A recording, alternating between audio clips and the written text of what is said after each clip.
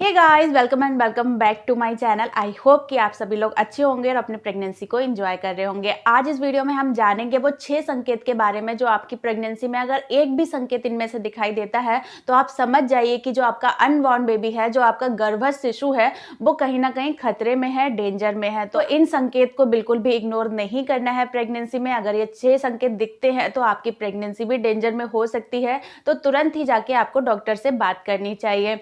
तो चलिए video start करते हैं। वीडियो आपके लिए बहुत यूजफुल होने वाला है, तो वीडियो को अभी से लाइक कर दीजिए, मेरे चैनल को सब्सक्राइब ऐसे ही बहुत सारी इन्फॉर्मेटिव वीडियोस के लिए। तो चलिए वीडियो स्टार्ट करते हैं।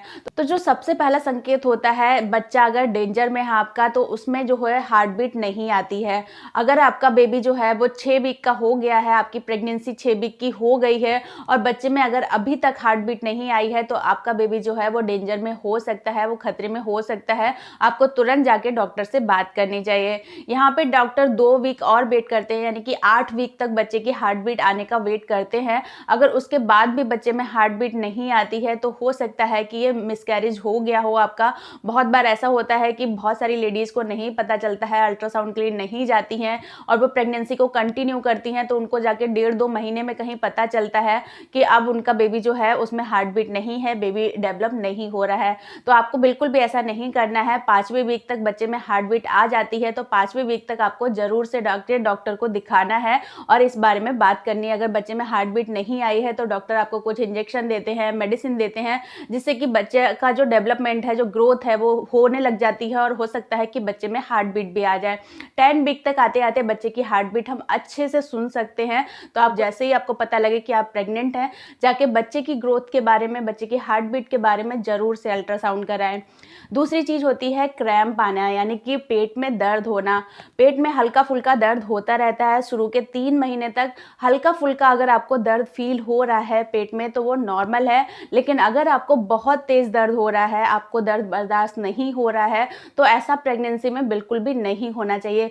खासकर जो 2nd ट्राइमेस्टर होता है और जो 3rd ट्राइमेस्टर होता है, उसमें बिल्कुल भी पेट में दर्द नहीं होना चाहिए। अगर आपके पेट में दर्द हो रहा है तो आपको तुरंत जाके डॉक्टर से बात करनी चाहिए। तीसरी चीज जो हो सकती है, तीसरा संकेत जो हो सकता है जिससे आपको पता लग सकता है कि आपका बेबी खतरे में है, वो होता है ब्लीडिंग होना। प्रेगनेंसी में ब्लीडिंग होना, चाहे कोई सा भी ट्राइमेस्टर हो, आपका बिल्कुल भी अच्छा संकेत नहीं माना जाता है। तो अगर आपको प्रेगनेंसी के किसी भी ट्राइमेस्टर में ब्लीडिंग हो रही है तो आपको तुरंत जाके डॉक्टर को दिखाना चाहिए। अगर 1st ट्राइमेस्टर में आपको ब्लीडिंग हो रही है तो यहाँ पे मिसकैरेज के बहुत चांसेस हो सकते हैं। 2nd और 3rd ट्राइमेस्टर में अगर ब्लीडिंग हो रही है तो कहीं ना कहीं बच्चे का जो प्लेसेंटा होता है उससे रिलेटेड प्रॉब्लम हो सकती है। हार्मोन अगर आपके इम्बैलेंस हैं तो उससे रिलेटेड प्रॉब्लम हो सकती है। इसीलिए किसी भी ट्राइमेस्टर में ब्लीडिंग होना अच्छा संकेत नहीं होता है, आपको तुरंत जाके डॉक्टर से बात करनी चाहिए। चौथा जो संकेत होता है, जो कि प्रेगनेंसी में बिल्कुल भी अच्छा नहीं माना जाता है, वो होता है वाइट डिस्चार्ज का बहुत ज्यादा होना। वाइट डिस्चार्ज प्रेगनेंसी में होना बहुत नॉर्मल होता है। हल्का फुल्का डिस्चार्ज जो है वो होता रहता है प्रेगनेंसी में, और खासकर ये 3rd ट्राइमेस्टर में बढ़ जाता है क्योंकि बेबी का हेड डाउन हो जाता है, बेबी नीचे की तरफ आ जाता है।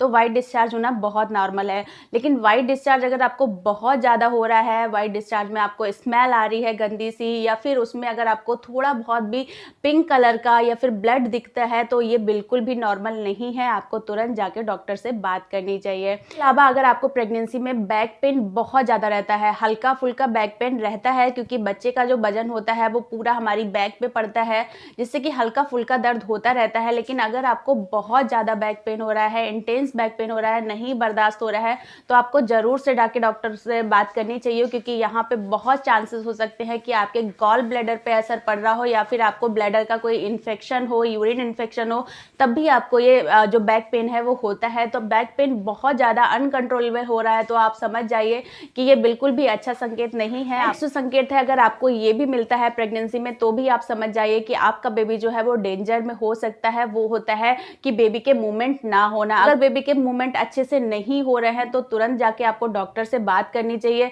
जब से आपको बेबी के मूवमेंट फील हो रहे हैं, तब से लेके जब तक आपकी डिलीवरी नहीं हो जाती, बेबी के मूवमेंट आपको हमेशा काउंट करने चाहिए। बेबी के मूवमेंट एक दिन में 10 से 11 बार होने ही चाहिए। और अगर आपको बेबी के मूवमेंट नहीं फील हो रहे हैं तो मैंने एक वीडियो भी सेपरेट शेयर किया है, आप वो कुछ चीज़ें कर सकती हैं। अगर उसके बाद भी आपको बेबी के मूवमेंट नहीं फील हो रहे हैं तो आपको तुरंत जाके डॉक्टर को दिखाना चाहिए।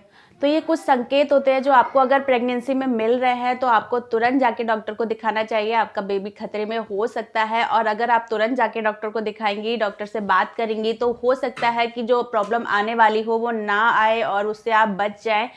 इसलिए हमेशा प्रेगनेंसी में आपको जागरूक रहना चाहिए और अपने डॉक्टर से बात करते रहना चाहिए।